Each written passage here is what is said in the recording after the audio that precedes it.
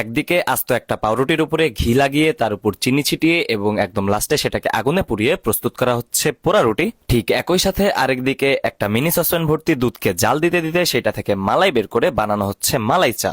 আর এই দুইটারে যদি আপনি একসাথে জোড়া লাগাই দেন তাইলে এটা হয়ে যাবে কুষ্টিয়ার বিখ্যাত পোড়া রুটি অ্যান্ড মালাই চা। মোটেও ভুল কিছু শুনেন নাই, এটা আসলেই কুষ্টিয়ার বিখ্যাত পোড়া রুটি অ্যান্ড মালাই চা। বাট মজার ব্যাপার হচ্ছে এটা খাইতে আমাদের কুষ্টিয়া যাইতে হয় নাই, এটা আমরা খাইছি রাজশাহীতে। তো রাজশাহীর সিএনবি মোড়ে সার্কিট হাউসের যে রোডটা আছে ওই রোডটা ধরে হালকা একটু আগাইলেই হাতের বামে দেখতে পেয়ে যাবেন কয়েকটা পোড়া রুটি অ্যান্ড মালাই চার দোকান। তো আমরা যে দোকানটায় গেছিলাম ওইটার নাম ছিল মেবি বিদ্যুৎ চা ঘর, আমার ঠিক খেয়াল নাই, এমন টাইপেরই কিছু নাম ছিল। তো যাই হোক, দোকানওয়ালা মামার এই দুই হাত দিয়ে অ্যান্ড স্টিল পুরাই যাচ্ছি, তাই এই পুরানোর ব্যাপারে আমার এক্সপিরিয়েন্স অনেক বেশি। তো যাই হোক, রুটি পুরানো শেষ হইলে মামা এই রুটিটারে চারটা আলাদা আলাদা পিসে কাটে এন্ড দেন এটা আমাদের সামনে সার্ভ করে। আর এই পুরা রুটি দিয়ে খাওয়ার জন্য সাথে মালাই চা তো ছিলই, তো ওই পুরা রুটিটারে মালাই চার মধ্যে আস্তে কইরা ডিপ করবেন। কেন এই পুরা রুটি আর মালাই চা খাইতে কুষ্টিয়া রুটিটারে চায়ের মধ্যে ডিপ করার পরে চায়ের মালাইগুলা যখন রুটির সাথে লাগার মতো। এই পর্যন্তই, দেখা হচ্ছে নতুন কোনো ভিডিওতে, ততক্ষণ পর্যন্ত